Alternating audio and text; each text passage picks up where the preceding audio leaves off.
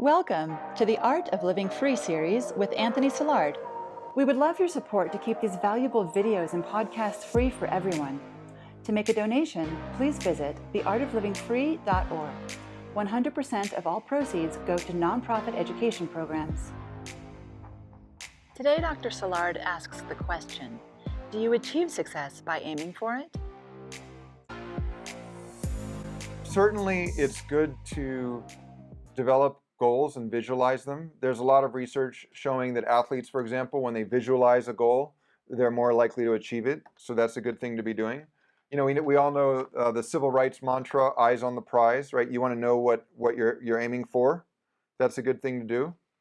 The challenge with this idea that you achieve success by aiming for it is basically this. We get our idea in our head about what success is, and it's very subconscious. But that ideal of success ends up actually preventing us from achieving success. So the ideal of success many of us have is money, status, promotion, a nice car, a big house, a good salary, a large salary. So the problem is that when we have this idea of success in our heads, we actually become much less successful. So first of all, success is entirely subjective. So let's take an example of three entrepreneurs, each of whom define success differently. So they're all running t-shirt businesses. The first entrepreneur, the way they define success is to earn $2 million in revenues in the next year. The second entrepreneur, their idea of success is to keep their 15 employees employed, right? So that their employees can have decent salaries and put their kids through college. The third entrepreneur, their idea of success is to produce socially responsible t-shirts.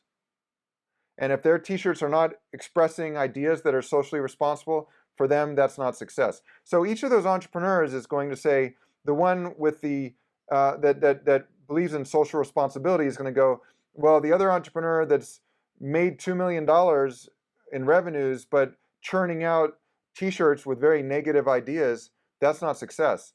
The entrepreneur that wanted $2 million in revenues is going to go, this other entrepreneur may have kept their 15 employees employed, but they didn't make $2 million in revenues, so they're not as successful as I am.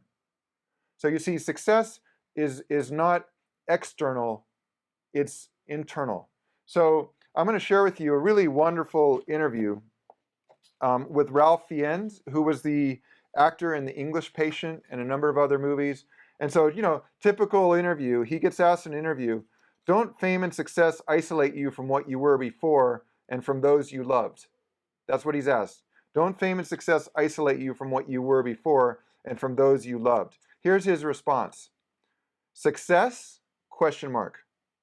And Ralph Fiennes gives a withering look like this, like it gives a withering look, like, what are you talking about, to the interviewer? Well, I don't know quite what you mean by success. Material success? Worldly success? Personal, emotional success?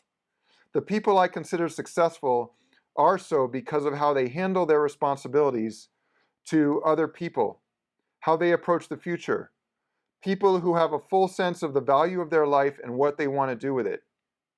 I call people successful not because they have money or their business is doing well, but because as human beings, they have a fully developed sense of being alive and engaged in a lifetime task of collaboration with other human beings. Their mothers and fathers, their family, their friends, their loved ones, the friends who are dying, the friends who are being born. Success, he repeated with emphasis. Don't you know it is all about being able to extend love to people? Not in a big capital letter sense of the word love, but in the everyday, little by little, task by task, gesture by gesture, word by word. So, according to Fiennes, success, there are many different types of success. And the true success, I'll tell you what, for me, one form of success for me is if something's on my mind, who can I talk about it with? Like, do I have people I can call that are going to be there for me, or that I can see in person, and they're going to care and they're going to listen and they're going to offer compassion? Because if I don't have that, I'm not very successful. It doesn't matter how much money I'm making. And if I have that, I consider myself successful independent of how much money I earn. So the problem with success is that having success as a goal, the problem is that there's really another goal that underlies what we consider success. And that could be money, status, getting a boyfriend or girlfriend or husband or wife, or having kids, or it never ends, having our kids go to college, having our kids get married, having our kids have kids so we have grandkids. All of these things are different ways we can define success. And all of them have one common denominator, which is success is something outside myself, whereas success is actually something inside of you. So because you're the only one, like those three entrepreneurs, you're the only one who can determine if you are or are not successful. And it depends, what are your true goals? Is your goal, when you're on your deathbed, hopefully you're like 80, 90 years old, when you're on your deathbed looking back on your life, are you going to say, I made a lot of money, I was successful? I'm guessing that success is going to mean much more to you than whether you made a lot of money. I'm guessing it's going to depend on how much, and we think about, like, what are you going to take with you after this life? You're not going to take your money with you. You ever seen the t-shirt, like those who die with the most toys still die? What are you going to take with you? It's going to be the love that you shared with the people around you. And how much of that are you going to take with you? That, for me, that's my success. I can't speak for you. So the problem with this statement, you achieve success by aiming for it, it means you aim for success, but subconsciously you're aiming for things that may not actually bring you the success and happiness you really seek in your life. I would change this statement around to say, you achieve success by doing what you're most passionate about to the best of your ability. Right? So let's think about that. I have what I call the 4 P's of success. Okay, here, so the 4 P's of success are like this. So the first P is passion. This is about enjoying what you do from day to day. The second P is purpose. This is about your larger mission and vision for what you want to change in society. Third P is potential. What are you uniquely gifted at? George Lucas, the director of the Star Wars franchise, he once said, make a list of all the things you love to do, and then find one that you're actually really, really, really, really good at. The chief technology officer at Microsoft once said, our top engineers, it's not that they're like 5 times or 10 times better than the average. They're over 10,000 times better than the average. So who are those people? Who are those people that become very successful? Is that they really have a passion for what they're doing, and they're uniquely gifted at it. So Pascal, the philosopher, once said, all of us are something, none of us are everything. Don't try to be what you're not. Try to embrace who you are and what you can build on. And that, and then there's the story of potential. There's a story in the Bible of that God would be angry if, like, you took your talents and didn't do something with them, right? Talents back then were coins. Like, you have to invest these coins, just like you have to invest your talent in. That's where the word came from. You have to invest your talent in doing something that you believe in. So there's passion and purpose. And by the way, a lot of the models of success conflate passion and purpose. They put them together. That's a mistake. So you could say, no, just passion and purpose is about doing something you believe in. It's not. You could work for a homeless organization, and you could be working as an accountant, crunching numbers in a homeless organization, and hate your job because you really would love to eradicate homelessness in the world. But you're not a number cruncher. You're a people person. So your passion wouldn't be to work on spreadsheets. Your passion would be to do counseling, for example, with homeless people.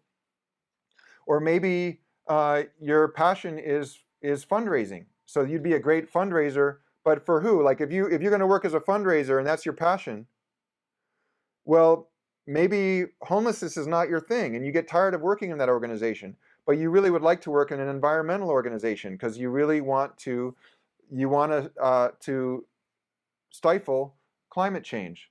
You want to see that you want the world to become safer environmentally, and so your purpose would be to get to find an organization whose mission fits with that purpose of yours to improve the world environmentally. And then your passion maybe is in fundraising. And then potential would be, are you uniquely gifted at fundraising? Like going out and meeting with people, asking them for money. And then paycheck is the last piece. So there's passion, purpose, potential, paycheck. Paycheck is all about your economic engine. So can you also drive your economic engine with what you do? And so the key here is to think about that these are 4 circles that overlap. And you're going to have all these opportunities, like, hey, here's an opportunity, or like, here's a job or an internship, or here's a contract. Is it fitting my passion? Is it serving my purpose, my potential, my paycheck? Well, there's very few that intersect all 4. And so when you're looking at any opportunity in your life, think about, is this an opportunity that's in that sweet spot where it serves my passion, purpose, potential, and paycheck? That will help you to become successful. Life offers us many challenges, and the artoflivingfree.org offers new ways of thinking so we can see these challenges from a new angle and overcome them. Whether it's Anthony Silard's free blog, video or podcast series, his book, Screened in: The Art of Living Free in the Digital Age, or personalized courses, the artoflivingfree.org will help you refine your life vision and then transform it into action. Find out more at theartoflivingfree.org.